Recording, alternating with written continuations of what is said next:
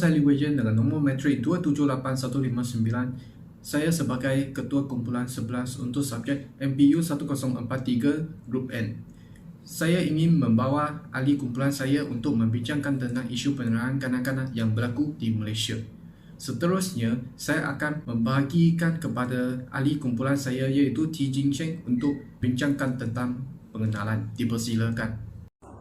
Selamat sejahtera semua, nama saya T. Jing Sheng.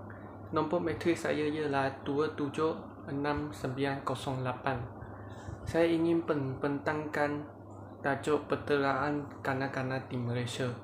Perteraan bermaksud tera atau sesuatu perbuatan yang zalim yang dilakukan kepada seseorang yang di bawah umur 18 tahun.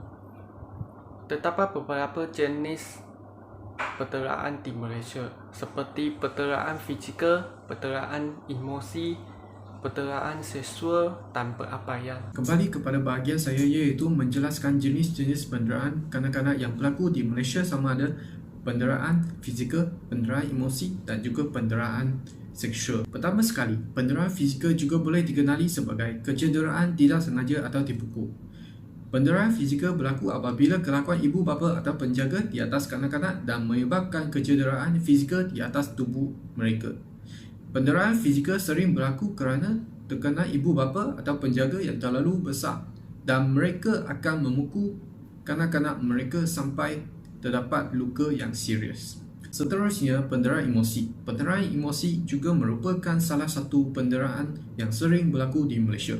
Penderaan emosi berlaku apabila seseorang sering menerima cacian secara lisan, dibuli secara berterusan dan sering diejek oleh orang lain. Penganiayaan jangka panjang anak-anak oleh ibu bapa atau penjaga akan mengancam emosi mereka. Penderaan dalam kalangan kanak-kanak amat mendatangkan keburukan kepada kanak-kanak dalam kehidupan mereka. Kanak-kanak akan menghadapi tekanan emosi yang berat dalam kehidupan mereka. Akhir sekali, penderaan seksual. Penderaan seksual merupakan satu penderaan yang paling serius kepada kanak-kanak yang akan mempengaruhi perasaan mereka. Mereka akan berasa takut apabila mereka terjumpa lagi dengan orang yang melakukan penderaan seksual kepada mereka. Hal ini menyebabkan mereka menjadi seorang yang senyap dan tidak mudah percaya dengan orang lain. Itu sahaja untuk bahagian saya dan saya akan membagikan kepada sahabat saya semula T. Jing Sheng untuk membincangkan tentang kajian lepas isu penderaan kanak-kanak. Timbalan Menteri Wanita dan Keluarga Dato' Siti Jaila Muhammad Yusof telah menyatakan sebanyak 3,875 kes perteraan fizikal yang direkodkan di seluruh negara sehingga September 2020 dalam sesuatu berita. Perteraan kanak-kanak akan mendatangkan berbagai kesan kepada kanak-kanak. Sebagai contoh, kanak-kanak akan mengalami tekanan emosi sepanjang umur. Selain itu, kanak-kanak juga akan mengalami ancaman dalam hubungan interpersonal. Nama saya ialah Chang Xuan Ying, matriks number ialah 278072. Hari ini saya ingin membentangkan tentang objektif kajian. Pertama, mengenal pasti punca-punca berlakunya isu penderaan kanak-kanak. Kedua, memastikan kesan-kesan terhadap isu penderaan kanak-kanak. Ketiga, mengenal pasti cara-cara untuk mengatasi isu penderaan kanak-kanak menurut FPK dan domain falsafah. Ini sahaja untuk saya. Sekian, terima kasih. Selamat pagi, Doktor. Nama saya Laujani, nombor metria 279370. Saya akan membentangkan part metodologi. Kumpulan kita akan menggunakan dua jenis kajian, yaitu kajian kuantitatif dan kualitatif. Kajian kuantitatif yaitu dianalisikan melalui analisis matematik. Hasilnya akan dinyatakan dalam angka, graf bar, dan jadual. Sebagai contoh, kumpulan kita memerlukan 100 responden untuk menjawabkan soal selidik. Hasilnya dalam capai dan graf bar menunjukkan beberapa percentage dan jumlah angka responden. Seterusnya, kajian kualitatif ialah menumpukan kepada menerokai idea dan merumuskan idea yang paling sesuai dalam situasi tersebut. Kajian ini akan menganalisikan idea dengan meringkaskan. Ia juga dinyatakan dalam bentuk perkataan atau ayat. Bentuk soalan akan terbuka kepada responden untuk memberikan pandangan dan menjawab. Contohnya dalam soal selidik penyelidikan kumpulan kita, iaitu apakah pendapat anda terhadap penderaan kanak-kanak? Soalan ini akan memberikan peluang kepada responden untuk menjawabkan dan memberikan pandangan kepada kumpulan kita. Seterusnya pembintangan akan diteruskan oleh rakan saya. Terima kasih.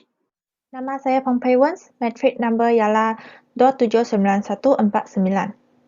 Bahagian yang saya bentang ialah bahagian analisis data.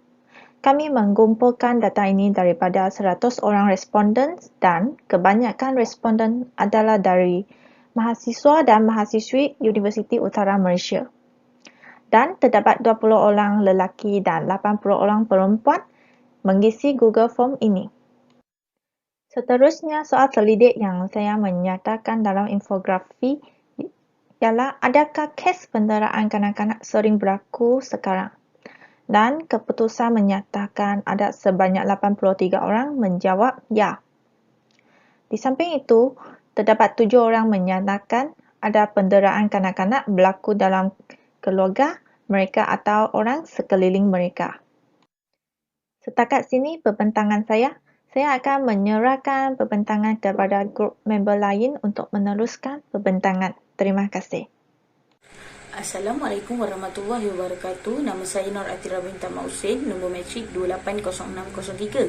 Saya akan bentangkan berkenaan data responden bagi borang soal selidik.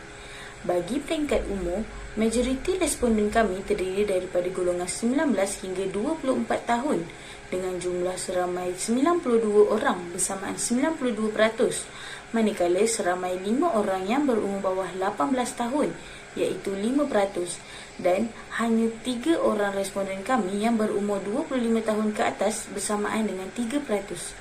Seterusnya, bangsa. Majoriti bangsa responden terdiri dari bangsa Cina dengan jumlah 57 orang, diikuti dengan bangsa Melayu seramai 38 orang dan selebihnya ialah berbangsa India dengan jumlah sebanyak 5 orang responden.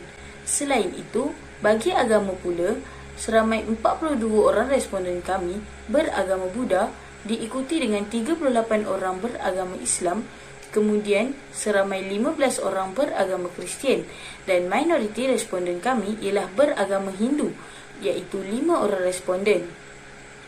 Pembentangan seterusnya akan diteruskan oleh ahli kumpulan saya yang lain. Terima kasih. Salam sejahtera, saya Tewong Ing dengan nombor metrik 278938 akan teruskan pembentangan untuk bahagian punca berlakunya isu penderaan kanak-kanak. Untuk memperolehi punca berlakunya isu penderaan kanak-kanak, kumpulan kita telah mengedarkan borang soal selidik kepada 100 orang responden. Daripada hasil yang kita memperolehi, krisis rumah tangga yang berlaku adalah punca paling utama yang menyebabkan isu ini berlaku, iaitu telah mendapat sokongan yang paling tinggi, iaitu 33 orang responden yang mengundinya. Krisis rumah tangga yang berlaku seperti isteri didera oleh seseorang suami itu akan menyebabkan isteri itu memindahkan kesakitan fizikal dan mental ke atas anak mereka untuk melepaskan tekanan diri. Kemudian diikuti oleh punca kekurangan ajaran agama atau moral, iaitu telah mendapat sokongan daripada 27 orang responden. Ajaran agama atau moral adalah penting dan telah memberi pengaruh yang agak besar kepada tingkah laku seseorang dalam kehidupan harian. Kekurangan ajaran agama atau moral akan menyebabkan seseorang itu melakukan perkara yang tidak baik seperti mendera kanak-kanak kerana tidak mempercayai akan balasan akan diterimanya pada masa akan datang. Kemudian diikuti oleh tekanan ibu bapa dalam kehidupan, iaitu mendapat 19 orang responden yang mengundinya. Dan seterusnya, masalah mental ibu bapa di bawah sejak kecil, iaitu mendapat sokongan daripada 12 orang responden.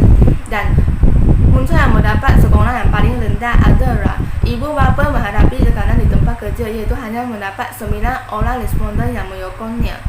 Assalamualaikum, nama saya Nurul Syamil binti Cik Syam dan nombor metrik saya 2798818. Hari ini saya ingin membentangkan tentang kesan-kesan penderaan terhadap kanak-kanak. Bagi memastikan kesan-kesan penderaan isu kanak-kanak, kumpulan kami telah mengedarkan borang soal selidik dan mendapat sebanyak 100 orang responden. Antara kesan-kesan yang dinyatakan dalam borang soal selidik ialah jasmani, rohani, emosi, mengganggu proses perkembangan kanak-kanak dan memberi kesan dalam hubungan interpersonal. Kesan emosi iaitu mengalami gangguan emosi dan mental telah mendapat persetujuan paling tinggi daripada kalangan responden iaitu sebanyak 32 daripada 100 orang responden. Hal ini dikatakan demikian kerana apabila mangsa sering didera, mangsa akan mengalami tekanan emosi yang mendalam yang akan mempengaruhi kehidupannya. Contohnya, mangsa akan menjadi lebih penakut untuk berhadapan dengan orang ramai kerana mangsa tersebut akan hilang kepercayaan ke atas dirinya sendiri. Oleh itu, emosi mereka akan terjejas dan ini akan memberi kesan yang buruk terhadap perkembangan sasiah mereka. Seterusnya, kesan jasmani iaitu mengalami kecacatan fizikal telah mendapat persetujuan yang paling terendah daripada kalangan responden iaitu sebanyak 10 daripada 100 orang responden. Kesan kecacatan fizikal lebih mudah dilihat berbanding dengan penderaan lain kerana ia menunjukkan beberapa kesan seperti sukar untuk berjalan, bengkak, cedera, berdarah dan lain-lain. Kesimpulannya, ibu bapa dan orang ramai perlu memelihara hak kanak-kanak bagi menjamin kehidupan mereka yang lebih sempurna. Oleh itu, ibu bapa dan orang ramai haruslah berusaha untuk mencurahkan kasih sayang dan perhatian yang secukupnya kepada kanak-kanak di samping menanam sikap saling menyayangi antara mereka. Sekian, terima kasih. Assalamualaikum, nama saya Nur Huda binti Jaafar, nombor metrik 280535. Saya akan membentangkan mengenai tajuk langkah bagi mengatasi isu penderaan kanak-kanak. Bagi mengenal pasti langkah untuk mengatasi isu penderaan kanak-kanak yang efektif adalah dengan melakukan borang soal selidik dan telah diberikan kepada 100 orang responden untuk memilih langkah bagi mengatasi isu ini dengan lebih efektif dan berkesan. Antara pernyataan yang telah disenaraikan dalam borang soal selidik ini adalah yang pertama, pendidikan daripada ibu bapa, yang kedua adalah peranan guru dalam menanamkan nilai-nilai murni, yang ketiga adalah semangat kejeranan yang tinggi dan saling mengambil berat, yang keempat adalah peranan sekolah dalam memberikan pengetahuan dan kemahiran, yang kelima adalah peranan daripada kaunselor. Oleh itu, melalui borang soal selidik, 42% daripada 100 orang responden telah bersetuju bahawa pendidikan daripada ibu bapa merupakan langkah yang efektif dan berkesan dalam mengatasi masalah penderaan kanak-kanak. Di samping itu, peranan sekolah pula adalah sebanyak 11%, manakala yang paling rendah merupakan intelek iaitu peranan daripada kaunselor sebanyak 6%. Oleh hal yang demikian, ini menunjukkan pendidikan daripada ibu bapa merupakan langkah yang paling berkesan dalam mengatasi masalah penderaan kanak-kanak. Ini adalah kerana dengan adanya pendidikan keibubapaan, mereka akan lebih jelas tentang cara-cara mendidik anak-anak mereka dan secara tidak langsung, masalah penderaan kanak-kanak dapat diatasi dan dikurangkan. Hal ini demikian kerana perbuatan sebegitu seolah-olah bertujuan untuk menjahanamkan aset penting negara pada masa akan datang dan memusnahkan keturunan mereka sendiri. Oleh hal yang demikian, sayangilah anak-anak anda dan jauhilah kes penderaan kanak-kanak. Sekian daripada saya, terima kasih. Assalamualaikum dan salam sejahtera. Nama saya Nur Adlina binti Muhammad Yusof, nombor metrik saya 279128. Secara kesimpulannya, dapat kita lihat penderaan kanak-kanak ini semakin berleluasa di negara kita. Golongan kanak-kanak ini didera pada usia yang masih muda. Sekiranya mereka sudah terdedah kepada penderaan di awal usia, dikhawatiri akan mengganggu perkembangan mereka dari segi fizikal, mental dan juga emosi. Kanak-kanak ini mudah mendapat trauma hasil daripada penderaan terhadap mereka. Ramai berpendapat bahawa kes penderaan ini memberi kesan dan punca yang buruk kepada masyarakat terutamanya kanak-kanak. Namun begitu, pelbagai cara mengatasi dicadangkan bagi membantu membantras kes penderaan kanak-kanak ini. Oleh itu, semua pihak diharapkan memainkan peranan masing-masing agar penderaan kanak-kanak ini tidak lagi berlaku pada masa akan datang. Itu sahaja daripada kami. Sekian, terima kasih.